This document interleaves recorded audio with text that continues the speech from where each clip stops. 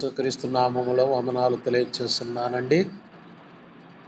మనము దేవుని యొక్క వాక్యాన్ని చదువుకునేటప్పుడు గ్రంథంలో ఉన్న వాటిని మనము బోధించడానికి జాగ్రత్తగా మనము వినాలి. గ్రంథంలో మాత్రమే మనము బోధించటానికి దేవుడు మనకు అవకాశం కల్పించాడు.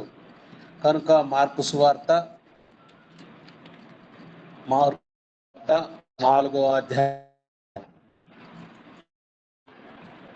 4వ అధ్యాయము 24వ వచనం అండి. ఆయన మీరేమి వినుచున్నారో జాగ్రత్తగా చూసుకొనిడి. ఏమంటున్నాడు ఇక్కడ యేసుక్రీస్తు వారు? మరియు ఆయన మీరు ఏమి వినుచున్నారో జాగ్రత్తగా, మనం ఏమి విన్నాము దేవుని యొక్క వాక్యము ద్వారా మనము వినడానికి, వేగిరి పట్టడానికి దేవుడు సమయాన్ని అనుకూలపరిచాడు. కనుక మీరేమి వినుచున్నారో జాగ్రత్తగా చూసుకొని దేవుని యొక్క వాక్యాన్ని మనము శ్రద్ధగా మనము వినడానికి ఏమి వినుచున్నామో జాగ్రత్తగా చూసుకొని మనకు తెలియజేస్తుంది. మన పాఠము దేవుని రాజ్యము. మన పాఠము దేవుని యొక్క రాజ్యము. దేవుని యొక్క రాజ్యము అని అనగా క్రీస్తు యొక్క సంఘము. దేవుని యొక్క రాజ్యము అనగా క్రీస్తు యొక్క సంఘము. ప్రకటన గ్రంథము 22వ అధ్యాయము. ప్రకటన గ్రంథము 22వ అధ్యాయము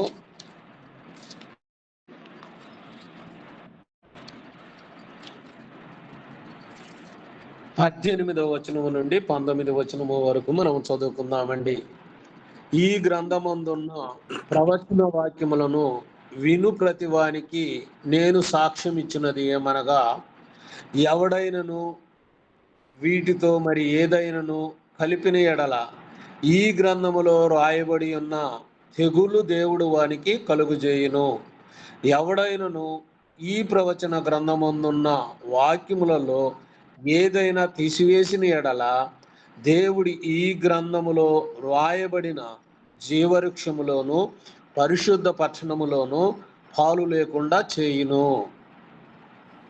యోహాను గారు మనకి రాస్తున్నాడండి. ఇక్కడ ఈ గ్రంథమందున్న, ఎందుకంటే బైబిల్ గ్రంథము మనకి రాయబడి ఉన్నది. బైబిల్ గ్రంథము మనకి ఎంతమంది భక్తులు రాయించారు? 42 మంది భక్తులు గ్రంథాన్ని రాసి ఇచ్చారు. ఈ గ్రంథమందున్న ప్రవచన వాక్యములలో విను ప్రతి వానికి ఎవరైతే వచ్చారో వారికి నేను సాక్ష్యం ఇచ్చినది ఏమనగా, వీటితో ఎవడైనను మరి ఏదైనను కలిపిన ఎడల ఈ గ్రంథములో రాయబడి ఉన్న తెగుళ్ళు దేవుడు వారికి కలుగుజేయును. ఈ గ్రంథములో ఏమున్నాయండి? తెగుళ్ళు ఉన్నాయి అని మనకి యోహాను గారు తెలియజేస్తున్నాడు. ఎవడైనా ఈ ప్రవచన గ్రంథమందున్న వాక్యములో ఏదైనాను తీసివేసిన ఎడల దేవుడి ఈ గ్రంథములో రాయబడి ఉన్న జీవవృక్షములోను పరిశుద్ధ పట్టణములోను పాలు లేకుండా చేస్తాను అని అంటున్నాడు. పరిశుద్ధ పట్టణం ఎక్కడ ఉన్నది? ఇక్కడ జీవ గ్రంథములోనే ఉన్నది. జీవవృక్షములోను అని అనగా పరిశుద్ధ పట్టణములో దేవుడు పాలు లేకుండా చేస్తాను అని వాగ్దానము చేసి ఉన్నాడు. కాబట్టి మనము పాఠంలోనికి వెళదామండి. ఇప్పటి వరకు మనకి దేవుని యొక్క హెచ్చరికలను మనము చదువుకున్నాం. యెషయా గ్రంథము 2వ అధ్యాయము. యెషయా గ్రంథము 2వ అధ్యాయము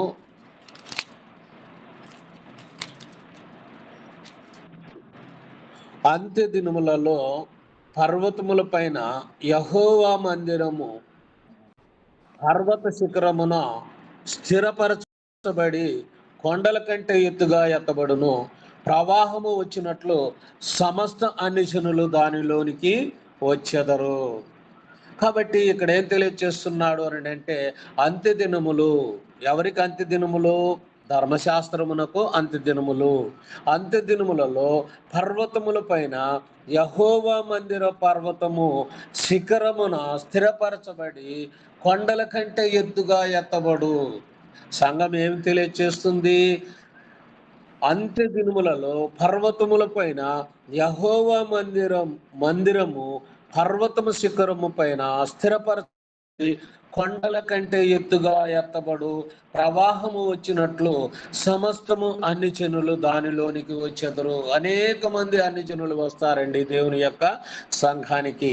కాబట్టి అంత్య దినములలో అని అంటే ధర్మశాస్త్రం యొక్క అంత్య దినములలో, యేసుక్రీస్తు రాకడ యొక్క అంత్య దినములలో అని మనము అనుకోవచ్చండి. కాబట్టి పర్వతముల పైన యెహోవా మందిరపు పర్వతము శిఖరమున అనంటే ఎత్తుగా కొండలకు పెగిలింపబడి ఎత్తుగా ఎత్తబడి ప్రవాహము వచ్చినట్లుగా, ఎందుకంటే ప్రవాహాలు సముద్రములో వస్తాయి కదండి, దానికంటే సమస్త అన్ని జనులు దానిలోనికి వచ్చేదరు. దేవుని యొక్క వాక్యం విన్న వారందరూ ఎక్కడికి వస్తారు అని అంటే దేవుని యొక్క సంఘంలోనికి చేర్చబడతారు అని గ్రంథం మనకి తెలియపరుస్తున్నది. కాబట్టి దానియేలు గారి దగ్గరికి వెళ్దామండి. మనము దానియేలు గ్రంథము 2వ అధ్యాయము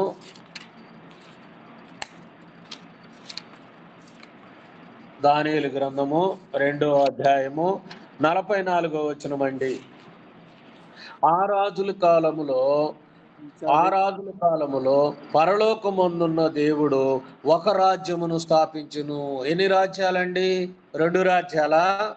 సాతాను రాజ్యం ఒకటి ఉన్నది భూమి మీద, దేవుని రాజ్యము ఒకటి ఉన్నది. దేవుని రాజ్యము స్థాపించును, ఒక రాజ్యమును స్థాపించును, దానికి ఎన్నడూను నాశనము కలుగదు. ఆ రాజ్యం పొందిన వారికే కాక మరి ఎవరికి చెందదు. అది ముందు చెప్పబడిన రాజ్యములన్నిటినీ నిర్మూలము చేయును. ఆ రాజుల కాలములో అంటే రోమీయుల రాజుల కాలములో దేవుడు ఒక రాజ్యాన్ని స్థాపిస్తాను అని దానియేలు ప్రవచనము ద్వారా మనకి గ్రంథములో రాయించాడండి. కాబట్టి ఇక్కడ మనకు పరలోక ఆ రాజుల కాలములో, ఏ రాజులు అంటే రోమీయుల కాలములో పరలోకమందున్న దేవుడు, పరలోకములో నుంచి దేవుడు దానియేలుతో మాట్లాడాడని దర్శనము ద్వారా దానియేలుతో మాట్లాడిన దేవుడు ఒక రాజ్యమును స్థాపించును అని చెప్పాడండి. దానికి అన్నిటికీ నాశనము కలుగుదు. కాబట్టి ఈ భూమి మీద అనేకమైన రాజ్యాలు ఉన్నాయి, అనేకమైన సంఘాలు ఉన్నాయి. అవి వాక్యానుసారమైనవా? కాదండి. ఎందుకు కాదు అని అంటున్నాను అని అంటే ఇక్కడ మనకి ఒక రాజ్యమే దేవుడు స్థాపిస్తాను అని దానియేలు ప్రవచనము ద్వారా మనకి దేవుడు తెలియచేస్తున్నాడు. దానికి ఎన్నటికీ నాశనము కలుగుదు. ఆ రాజ్యము దానిని పొందిన వారికే, మరి ఎవ్వరికి చెందదు. ఎవరైతే నమ్మి బాప్తిసం పొందుతారో, ఎవరైతే దేవుని యొక్క వాక్యాన్ని యేసుక్రీస్తు దేవుడు అని విశ్వసిస్తారో వారు మాత్రమే దేవుని యొక్క సంఘములో చేర్చబడతారు. ఈ లోకంలో ఉన్న సంఘాలన్నీ దేవుని చిత్తానుసారమైనవా? కాదు అని గ్రంథం మనకు తెలియచేస్తుందండి. కాబట్టి ఆ రాజ్యమును పొందిన వారికే కాక మరి ఎవరికి చెందదు. అది ముందు చెప్పబడిన ఆ రాజ్యములన్నిటినీ పగలగొట్టును. ఈ భూమి మీద రాజ్యములన్నిటినీ ఏం చేస్తుంది అని అంటే క్రీస్తు యొక్క రాజ్యము ఆ రాజ్యములన్నిటినీ పగలగొడుతుంది. కాబట్టి మనం ఏం చేయాలి అని అంటే దేవుని చిత్తాన్ని గుర్తెరగాలి. ఎవరు ఏమి చెప్పారు, మానవులు ఏమి చెప్పారు, భూమి మీద ఉన్న మనుషులు ఏమి చెప్పారు అని వాటిని మనము ఆలోచించకూడదు. కాబట్టి దానియేలు గారు ఏమి చెప్పారు, యెషయా గారు ఏమి చెప్పారు, యెషయా అంత్య దినములలో అని చెప్పాడు. కాబట్టి ఆ రాజుల కాలములో దేవుడు ఒక రాజ్యాన్ని స్థాపిస్తాను అని అనడు, అనేకమైన రాజ్యాలు స్థాపిస్తాను అని చెప్పలేదండి. దానికి ఎన్నటికీ నాశనము కలుగుదు. ఆ రాజ్యమును పొందిన వారికే. ఏ రాజ్యము అది? క్రీస్తు యొక్క రాజ్యము, అనగా దేవుని యొక్క రాజ్యము. అది ముందు చెప్పబడిన రాజ్యములన్నిటినీ పగులుగొట్టి నిర్మూలము చేయును. అది యుగముల వరకు నిలుచును. యుగముల వరకు నిలుచును అని అంటే దానికి అంతము లేదండి. కాబట్టి మత్తయి సువార్త 6వ అధ్యాయము 9వ వచనం మనము చూసినట్లయితే, 6వ అధ్యాయము 9వ వచనము మనము చూసినట్లయితే యేసుక్రీస్తు వారు దేవుని యొక్క శిష్యులకు ప్రార్థన నేర్పిస్తున్నాడు. ఏం ప్రార్థన నేర్పిస్తున్నాడు? మనకు 6వ అధ్యాయము మత్తయి సువార్త 6వ అధ్యాయము 9వ వచనము, కాబట్టి మీరు ఇలాగ ప్రార్థన చేయండి. ఎవరికి బోధిస్తున్నాడండి ఇది అపోస్తులకి నేర్పిస్తున్న ప్రార్థన. పరలోకమందున్న మా తండ్రి ఏమంటున్నాడు ఇక్కడ? పరలోకమందున్న మా తండ్రి అని అంటున్నాడు. పరలోకమందున్న యేసయ్య అని అంచడం లేదు ఇక్కడ. మనం ఎందుకంటే గ్రంథాన్ని పరిశీలించాలి. కాబట్టి మీరు ఇలాగ ప్రార్థన చేయండి, పరలోకమందున్న మా తండ్రి, నీ నామము పరిశుద్ధపరచబడును గాక, నీ రాజ్యము వచ్చును గాక, నీ చిత్తము పరలోకమందు నెరవేరునట్లు భూమి మీద నెరవేరును గాక. ఏమంటున్నాడండి ఇక్కడ? కాబట్టి మీరు ఇలాగ ప్రార్థన చేయండి. మనకు ప్రార్థన నేర్పిస్తున్నారు యేసుక్రీస్తు వారు. కాబట్టి మనము ప్రార్థన ఎలా చేయాలి అంటే పరలోకమందున్న తండ్రికి చేయాలి. మనం ఎలా చేయాలి? యేసయ్య కుమారుడని మనము చెప్పకూడదండి. ఎందుకు చెప్పకూడదు అని అంటే ఇక్కడ 12 మంది శిష్యులకి యేసుక్రీస్తు వారు ప్రార్థన నేర్పిస్తున్నాడండి. పరలోకమందున్న మా తండ్రి, నీ నామము పరిశుద్ధపరచబడును గాక. ఎవరి నామము? తండ్రి అయిన దేవుని నామము పరిశుద్ధపరచబడును గాక, నీ రాజ్యము వచ్చును గాక. ఎవరి రాజ్యం అది? క్రీస్తు యొక్క రాజ్యము వచ్చును గాక. నీ చిత్తము, ఎవరి చిత్తము? పరలోకమందున్న తండ్రి చిత్తము పరలోకమందు నెరవేరునట్లు భూమి మీద నెరవేరునుగాక.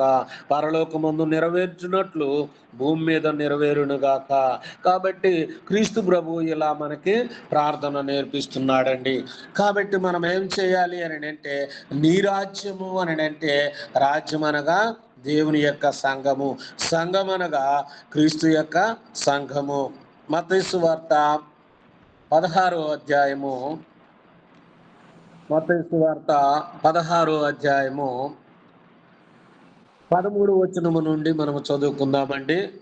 13వ వచనము నుండి, యేసు ఫిలిప్పీదైన కైసరియా ప్రాంతములకు వచ్చి, మనిషి కుమారుడు ఎవడని జనులు చెప్పుకొనుచున్నారు అని తన శిష్యులను అడుగగా, వారు కొందరు బాప్తిసమిచ్చు యోహాననియు, కొందరు ఏలియా అనియు, కొందరు ఇర్మియా అనియు, లేక ప్రవక్తల్లో ఒకడనియు జనులు చెప్పుకొనుచున్నారనిది. అక్కడ ఉన్న శిష్యులు యేసుక్రీస్తు వారు అడుగుతున్నారు, మీరు మనిషి కుమారుడు ఎవడని చెప్పుకొనుచున్నారు అని శిష్యులను అడగగా, శిష్యులు ఏమంటున్నారు అని అంటే, కొందరు బాప్తిసమిచ్చు యోహాననియు, కొందరు యోహాననియు, కొందరు ఏలియా అనియు, మరికొందరు ఇర్మియా అనియు, మరికొందరు ప్రవక్తల్లో ఒకడనియు చెప్పుకొనుచున్నారు అని యేసుక్రీస్తు వారికి సమాధానం ఇచ్చారు. అంటే మనిషి కుమారుడు ఎవరు అని జనులు ఏమని చెప్పుకొనుచున్నారు అని శిష్యులను అడిగినప్పుడు, అక్కడ యేసుక్రీస్తు వారు ఫిలిప్పీదైన క్రైస్తవ ప్రాంతమునకు వచ్చినప్పుడు, మనిషి కుమారుడు ఎవడని జనులు చెప్పుకొనుచున్నారని తన శిష్యుల్ని అడిగారు. ఎవరు? యేసుక్రీస్తు యొక్క శిష్యుల్ని అడిగారు. వారు కొందరు బాప్తిసమిచ్చు యోహాననియు, కొందరు ఏలియా అనియు, కొందరు ఇర్మియా అనియు, లేక ప్రవక్తల్లో ఒకడనియు చెప్పుకొనుచున్నారని అనేది. అందుకు మీరైతే నన్ను ఎవడని చెప్పుకొనుచున్నారు అని పేతురుని అడిగాను. అందుకు సీమోను పేతురు, నీవు సజీవుడకు దేవుని కుమారుడు అయిన క్రీస్తువు అని చెప్పాను. పేతురు గారు ఏమని సెలవిచ్చాడు ఇక్కడ? పేతురు, నీవు సజీవుడకు దేవుని కుమారుడు అయిన క్రీస్తు అని చెప్పాను. అందుకు యేసు, సీమోను బర్యోనా, నీవు ధన్యుడువు. ఏమంటున్నాడు యేసుక్రీస్తు వారు సీమోనుతో? నీవు ధన్యుడువు, పరలోకమందున్న నా తండ్రి నీకు ఈ సంగతి బయలుపరిస్తే గాని నరులు నీకు బయలుపరచలేదు. ఎవరు బయలుపరిచారు? తండ్రి అయిన దేవుడు నీకు బయలుపరిచాడు. ఈ సంగతిని నీకు బయలుపరిస్తే గాని నరులు నీకు బయలుపరచలేదు, మనుషులు ఎవ్వరు బయలుపరచలేదు. కాబట్టి మరియు నీవు పేతురువు, ఈ బండ మీద నా సంఘమును కట్టుదును. ఎవరి సంఘం అండి ఇది? మనుషులు స్థాపించిన సంఘమా? కాదండి. ఎందుకంటే ఇక్కడ క్రీస్తు ప్రభు, నీవు పేతురువు, ఈ బండ మీద నా సంఘమును కట్టుదును. పాతాళలోక ద్వారములో దాని ఎదుట నిలువు. ఇక్కడ ఏమని తెలియచేస్తున్నాడు? పాతాళలోక ద్వారములు దాని ఎదుట నిలువనేరువని నేను మీతో చెప్పుచున్నాను. పరలోక రాజ్యము యొక్క తాళపు చేతులు మీకు ఇచ్చేదను. ఎవరికి ఇస్తున్నాడు? దేవుని యొక్క శిష్యులకు ఇస్తున్నాడు. ఇక్కడ తాళపు చెవి అనగా పరలోక రాజ్యం యొక్క తాళపు చెవుతులు ఎవరికి ఇస్తున్నాడు అని అంటే, ఎవరైతే సువార్త బోధిస్తున్నారో, ఎవరైతే దేవుని యొక్క వాక్యాన్ని సర్వలోకానికి వెళ్ళి సర్వ సృష్టికి బోధిస్తున్నారో వారి దగ్గరనే పరలోక రాజ్యం యొక్క తాళపు చేతులు ఇస్తున్నాడు. కాబట్టి ఇది ఎవరిచ్చారండి తాళపు చేతులు పేతురు గారికి? యేసుక్రీస్తు వారే స్వయంగా పరలోక తాళపు చేతులు ఇస్తున్నట్లు మనకు తెలియపరుస్తున్నది. పరలోక రాజ్యం యొక్క తాళపు చేతులు నీకు ఇచ్చేదను. నీవు భూలోకమందు దేనిని బంధించుదువో అది పరలోకమందు బంధించబడును, భూలోకమందు దేనిని విప్పుదువో అది పరలోకమందు విప్పబడునని అతనితో చెప్పెను. పేతురు గారితో యేసుక్రీస్తు వారు తెలియజేస్తున్నాడు. పేతురుకి, ఇదిగో ఈ బండ మీద నా సంఘమును కట్టుదును అని అంటే ఇది మనుషులు స్థాపించిందా? మనం ఒకసారి మనం ప్రశ్న వేసుకోవాలి. మనము దేవుని యొక్క మందిరానికి వెళుతున్నాము. దేవుని యొక్క స్థలంలోనికి మనం వెళుతున్నప్పుడు మనము దేవుని యొక్క రాజ్యములో మనము ఉన్నామా, లేక మనుషులు స్థాపించిన సంఘాలలో ఉన్నామా అని మనము పరిశీలించుకోవాలి. ఎందుకంటే మనము ఆధార్ కార్డులో ఒక పేరు తప్పుబడితే, పిల్లవాడిది పేరు తప్పుబడితే ఒక ఎంఆర్ఓ దగ్గరికి వెళ్ళాలి అని అంటే ఇక్కడ మనము అనేకమైన బాధలు పడాల్సి వస్తుంది. కాబట్టి ఆ పేరు మార్పించడానికి ఎంఆర్ఓ దగ్గరికి వెళ్ళాలి. ఎంఆర్ఓ దగ్గరికి వెళ్ళిన తర్వాత అవి మనము కరెక్ట్గా చేయించుకోవాలి. కరెక్ట్గా చేయించకపోతే నీ పిల్లవాడిని స్కూల్లోకి ప్రవేశము లేదు. ఆ పేరు సక్రమంగా లేకపోతే మీకు రేషన్ కూడా ఇవ్వరు. ఈ లోకములోనే ఈ విధంగా ఉంటే మనం వెళ్ళే సంఘం మనము గుర్తించకపోతే దేవుని రాజ్యములో దేవుడు చేర్చుకోగలుగుతాడా అని మనము ప్రశ్న వేసుకోవాలండి. కాబట్టి పేతురు గారు అందుకు,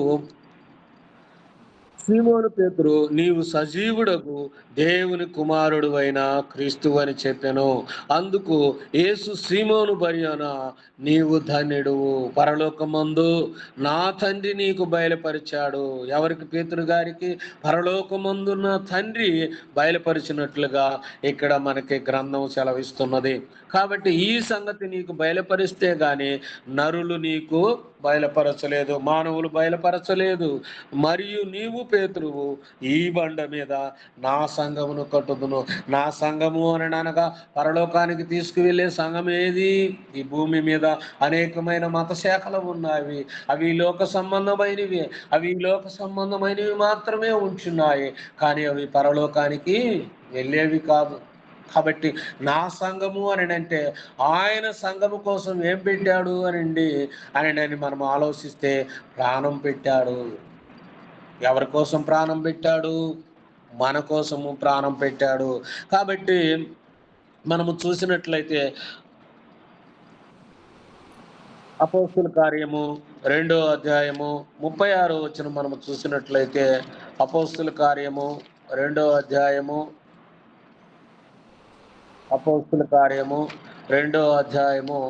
36వ వచనం మనము చూసినట్లయితే,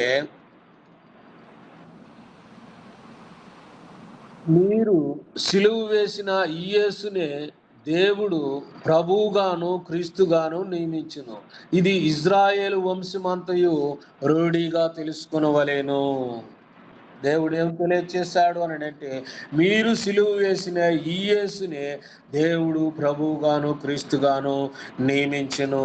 కాబట్టి దేవుడు ఏం తెలియచేస్తున్నాడు అని అంటే, మీరు సిలువ వేసిన ఈ యేసునే దేవుడు ప్రభువుగాను క్రీస్తుగాను నియమించును.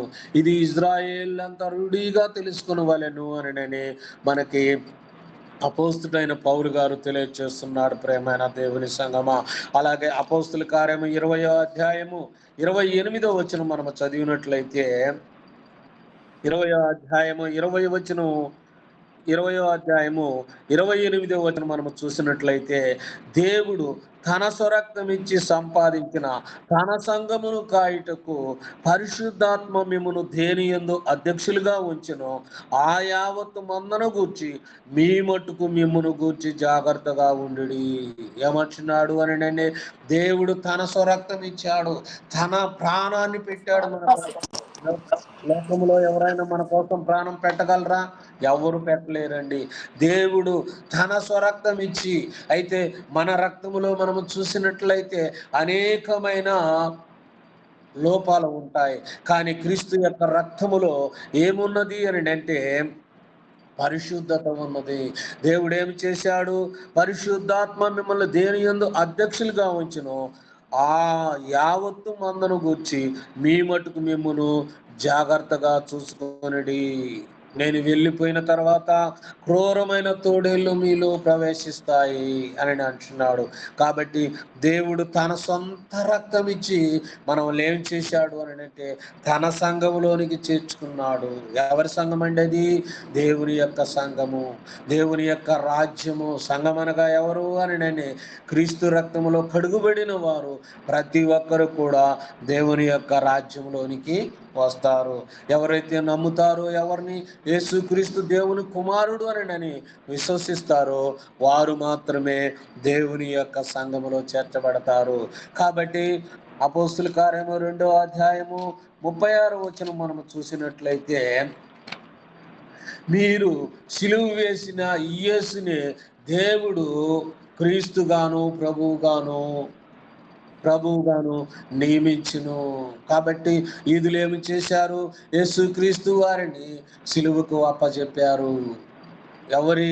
మన పాపాల నిమిత్తము, నీ కొరకు నా కొరకు మనము దేవుని యొక్క రాజ్యములో మనము చేర్చబడితే మనము పరిశుద్ధులముగా, నీతిమంతులముగా, ఆయన ఇదిగో నేను త్వరగా వస్తున్నాను అని అంటున్నాడు. ఎవరు వస్తున్నారు? క్రీస్తు ప్రభు త్వరగా వస్తున్నాను అని అంటున్నాడు. ఎవరి కోసం వస్తున్నాడు అని అంటే ఆయన సంఘాన్ని ఎవరైతే సంఘంలో ఉంచున్నారో వారిని సిద్ధపరిచి తీసుకువెళ్ళడానికి నేను త్వరగా వస్తున్నాను అని అంటున్నాడు. కొలసీలకు రాసిన పత్రిక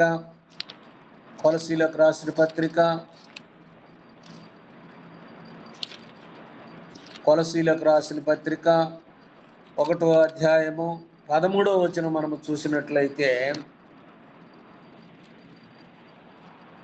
ఆయన మనలను అంధకార సంబంధమైన అధికారములో నుండి విడుదల చేసి తాను ప్రేమించిన తన కుమారుని యొక్క రాజ్య నివాసులుగా చేసెను. ఎవరి కుమారుడు అనని? దేవుని కుమారుడు. ఇక్కడ ఆయన మనలను అంధకార సంబంధమైన అధికారములో నుండి విడుదల చేసి, మనము పాపములో నుండి మనల్ని దేవుడు ఏం చేశాడు అని అంటే ఆయన రక్తముతో మనల్ని, అంధకారములో ఉన్న మనల్ని విడుదల చేసి తాను ప్రేమించిన తన కుమారుని యొక్క రాజ్య నివాసులుగా చేసెను. ఎవరైతే నమ్ముతారో, ఎవరైతే యేసు దేవుని కుమారుడు అని నేను విశ్వసిస్తారో, ఆయన అంధకారములో నుండి, అధికారము నుండి విడుదల చేసి తాను ప్రేమించిన తన కుమారుని యొక్క రాజ్య నివాసులుగా చేస్తున్నాడు. మనుషులు ఎవరన్నా చేస్తారండి రాజ్య నివాసులుగా? మనుషులు చెయ్యరండి. ఆయన రాజ్యములో అనగా దేవుని యొక్క సంఘములో మనల్ని ఒక సభ్యులుగాను, ఒక కుటుంబముగాను మనల్ని ఏం చేస్తున్నాడు అని అంటే రాజ్యములో చేర్చుకుంటున్నాడు. ఆ రాజ్యము అందరికీ చెందదండి.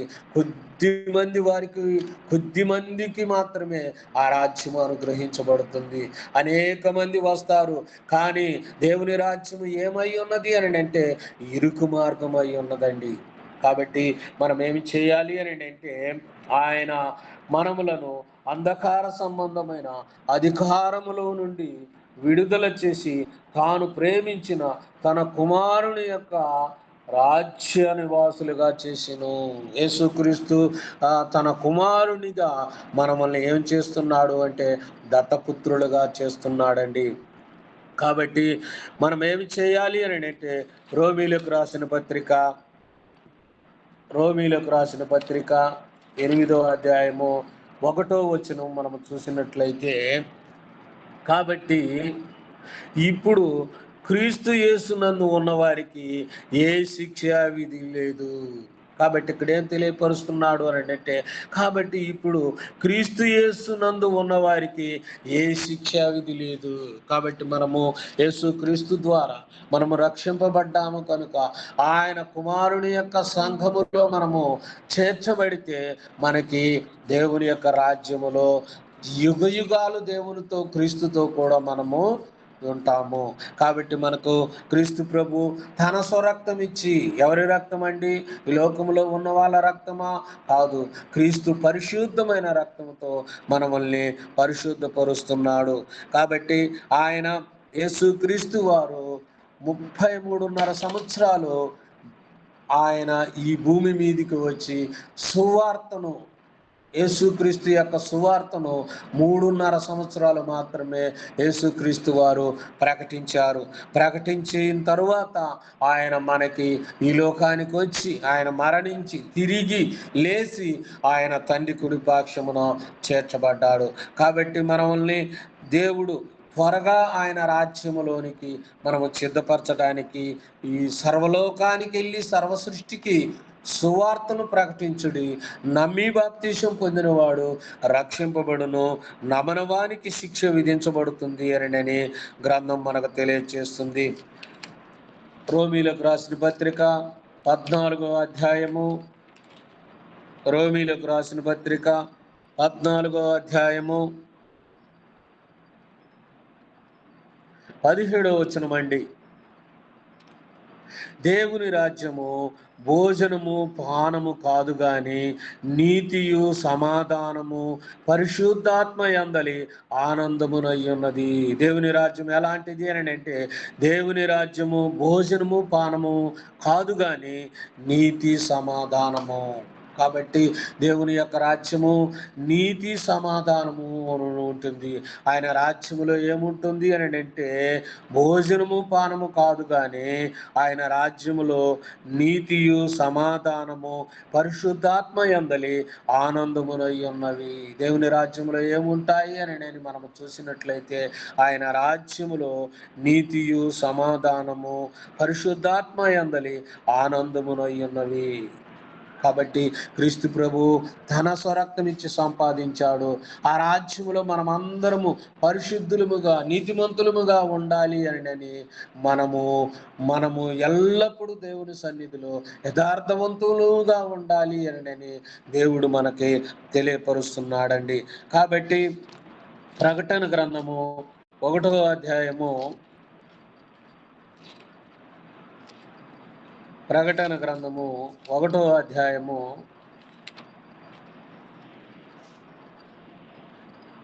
8వ వచనం అండి.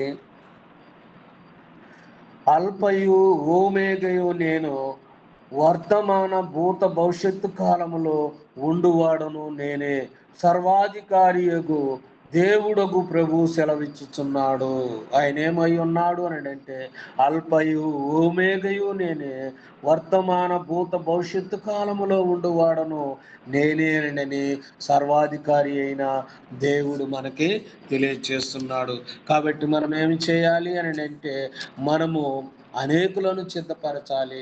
అనేకులకు మనము యేసుక్రీస్తుని నమ్మండి, నమ్మి బాప్తీసం పొందండి, దేవుని రాజ్యములో చేర్చబడండి. అది మనసులో రక్తముతో కొనబడిన సంఘము కాదండి, దేవుని యొక్క రాజ్యములో మనము చేర్చబడాలి. కాబట్టి యేసుక్రీస్తు వారు తన స్వరక్తం ఇచ్చి సంపాదించిన తన సంఘము కోసము క్రీస్తు ప్రభు ప్రాణం పెట్టడానికి వచ్చాడు. ఎఫెసీయులకు రాసిన పత్రిక 1వ అధ్యాయము, ఎఫెసీయులకు రాసిన పత్రిక 1వ అధ్యాయము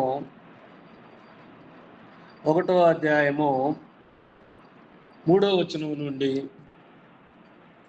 మన ప్రభు అయిన యేసుక్రీస్తు యొక్క తండ్రి యొక్క దేవుడు స్తుతింపబడునుగాక. ఎవరి ద్వారా స్తుతింపబడుతున్నాడు అని అంటే ప్రభు అయిన యేసుక్రీస్తు యొక్క తండ్రి యొక్క దేవుడు స్తుతింపబడునుగాక. ఆయన క్రీస్తునందు పరలోక విషయములలో ఆత్మ సంబంధమైన ప్రతి ఆశీర్వాదము మనకు అనుగ్రహించెను. క్రీస్తు నందు, ఎవరి నందు అని అంటే క్రీస్తు ప్రభువు నందు పరలోక విషయములలో ఆత్మ సంబంధమైన ప్రతి ఆశీర్వాదం మనకు అనుగ్రహించెను. ఎట్లనగా తన ప్రియుని యందు తాను ఉచితముగా మనకు అనుగ్రహించిన తన కృపా మహిమ కీర్తి కలుగునట్లు తన చిత్త ప్రకారమైన దయా సంకల్పము చొప్పున క్రీస్తు యేసు ద్వారా తనకు కుమారులుగా స్వీకరించుటకు మనలను ముందుగా తన కోసము నిర్ణయించుకొని మనము తన ఎదుట పరిశుద్ధులను నిర్దోషులమై ఉండవలనని జగత్పునాది వేయబడక మునిపే ప్రేమ చేత ఆయన క్రీస్తులో మనలను ఏర్పరచుకొనెను. మనం ఏమి చేస్తున్నాడు అని అంటే జగత్పునాది వేయబడక మునిపే, ఈ సృష్టింపక మునిపే దేవుడు మనల్ని ఏం చేశాడు అని అంటే క్రీస్తుల్లో మనల్ని ఆయన ప్రేమ చేత మనల్ని ఏర్పాటు చేసుకున్నాడు. ఈ సంకల్పం ఎవరికి దొరుకుతుందండి? కొందరికి మాత్రమే దొరుకుతుంది, అందరికి దొరకదండి. కాబట్టి ప్రభు అయిన యేసుక్రీస్తు యొక్క తండ్రి యొగు దేవుడు స్తుతింపబడును గాక. మనము ఎలా ఆరాధించాలి అని అంటే తండ్రి అయిన ప్రభు అయిన యేసుక్రీస్తు యొక్క తండ్రి యొగు దేవుడు స్తుతింపబడును గాక. మనము యేసుక్రీస్తు ద్వారా తండ్రి అయిన దేవుణ్ణి మనము గణపరచాలి. కాబట్టి ఇక్కడ మనకేం తెలియజేస్తుందంటే ఆయన క్రీస్తునందు పరలోక విషయములలో ఆత్మ సంబంధమైన ఆశీర్వాదం మనకు అనుగ్రహించును. ఎట్లనగా తన ప్రియుని యందు, తన ప్రియుడు అని అనగా యేసుక్రీస్తుని యందు ఉచితముగా మనకు అనుగ్రహించాడు. ఈ లోకంలో అనేకమైన డబ్బులు తీసుకుంటారండి. కాబట్టి యేసుక్రీస్తు మనకి ఉచితముగా ఏమిస్తున్నాడు అనంటే రక్షణ ఇస్తున్నాడు.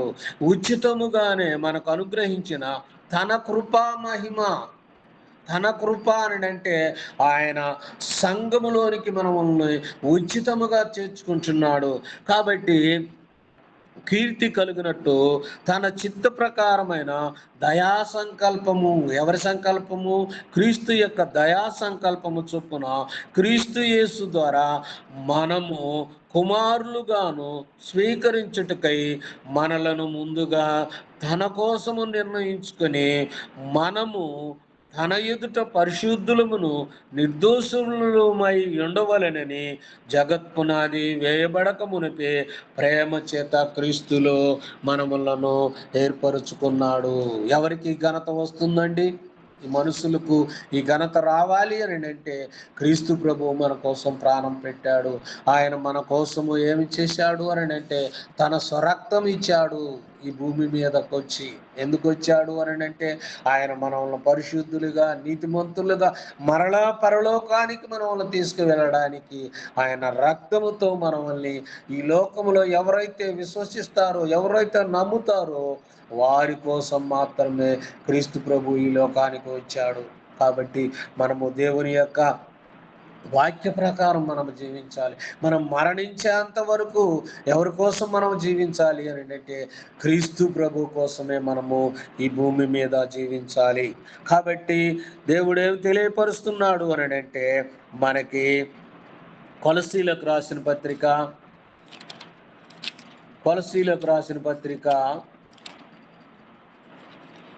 1వ అధ్యాయము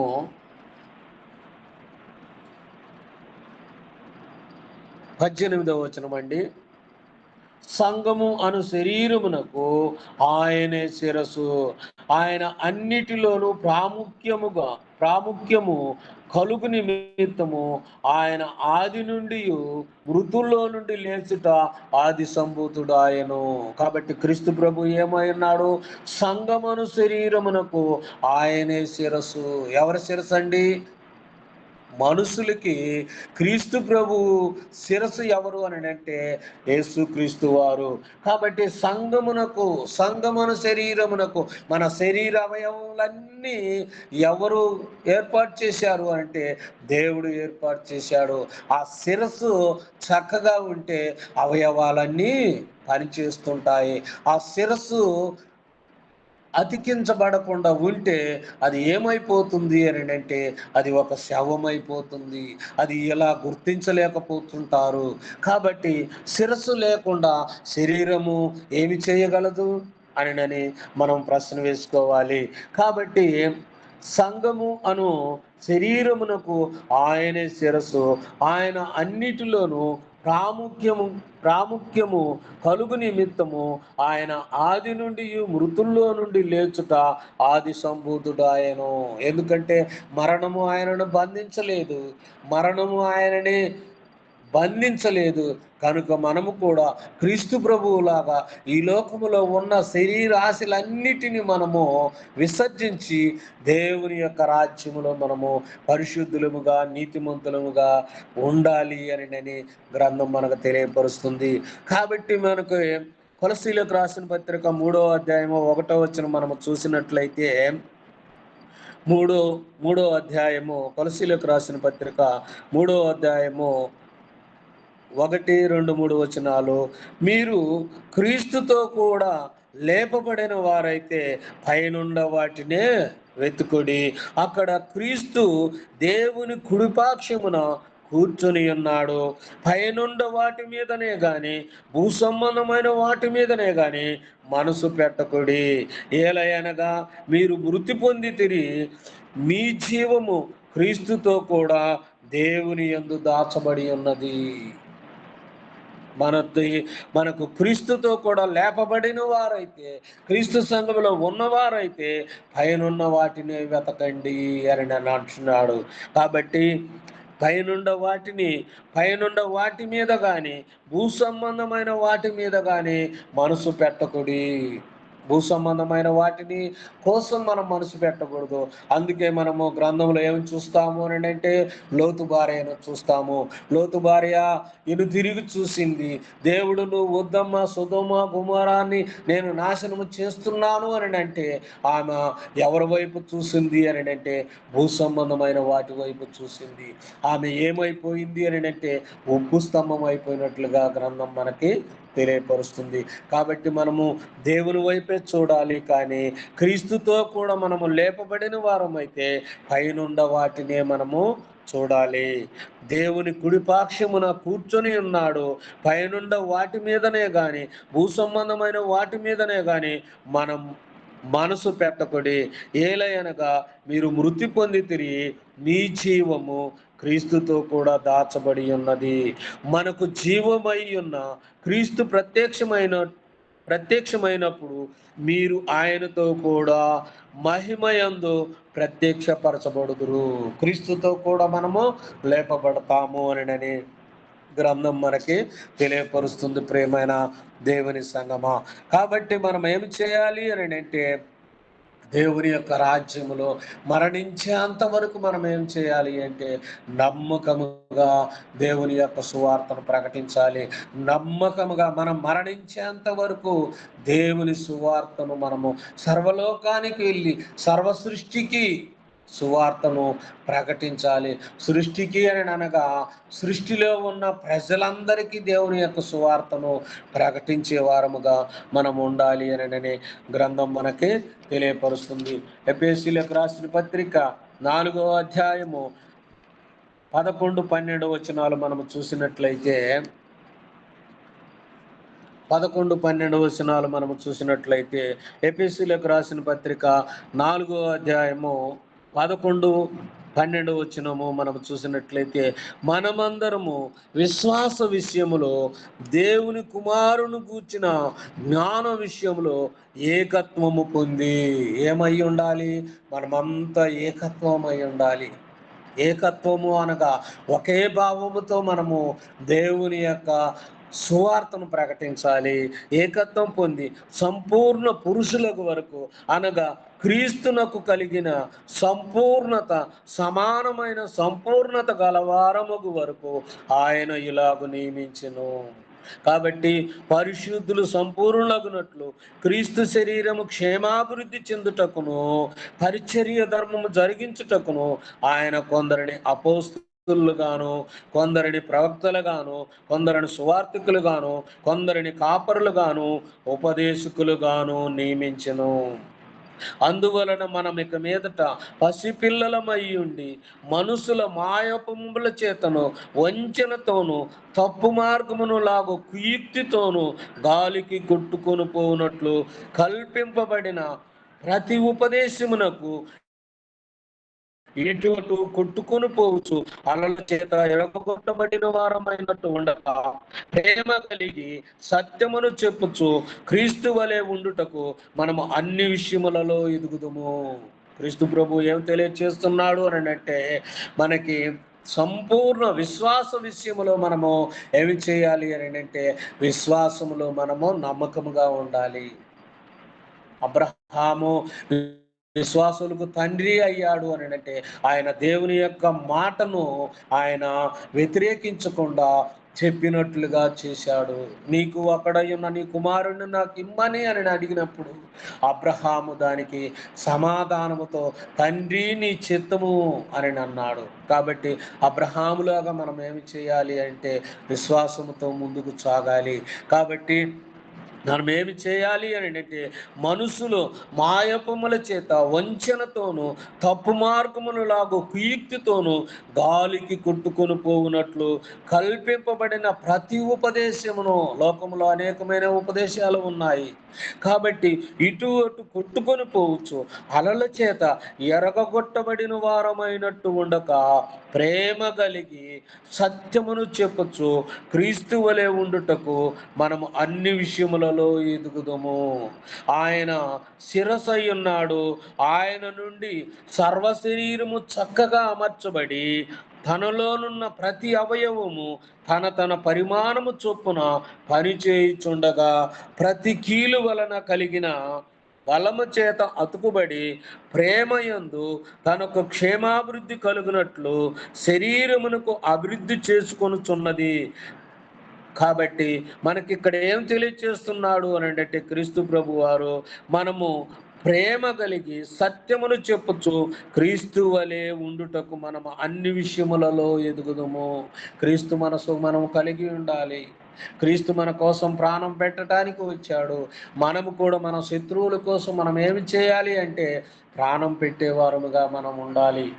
కాబట్టి ప్రేమైన దేవుని సంగమా, మనకు క్రీస్తు ప్రభువు తన సంఘములో, ఎవరి సంఘం అది? మనుషులు స్థాపించిన సంఘము కాదండి. క్రీస్తు తన స్వరక్తం ఇచ్చి సంపాదించిన తన సంఘములో మనము చేర్చబడితే పరిశుద్ధులముగాను నిర్దోషులముగాను దేవుడు మనల్ని ఉండమని మనల్ని హెచ్చరిస్తున్నాడు. కాబట్టి మనమంతా దేవుని సంఘంలో పరిశుద్ధులముగా మనం ఉండాలి అని అంటే క్రీస్తు ప్రభువును ధరించుకుని ఉండాలి. ఎవడైనను క్రీస్తు నందున్న ఎడల వాడు నూతన సృష్టి. కాబట్టి ఈ అవకాశం కల్పించిన విజయనగరం క్రీస్తు సంఘము అందరికీ వందనాలు తెలియజేస్తూ, నా సమయాన్ని నేను సద్వినియోగం చేసుకుంటూ, నన్ను నేను హెచ్చరించుకుంటూ, మిమ్మల్ని హెచ్చరిస్తూ సమయాన్ని అధ్యక్షుల వారికి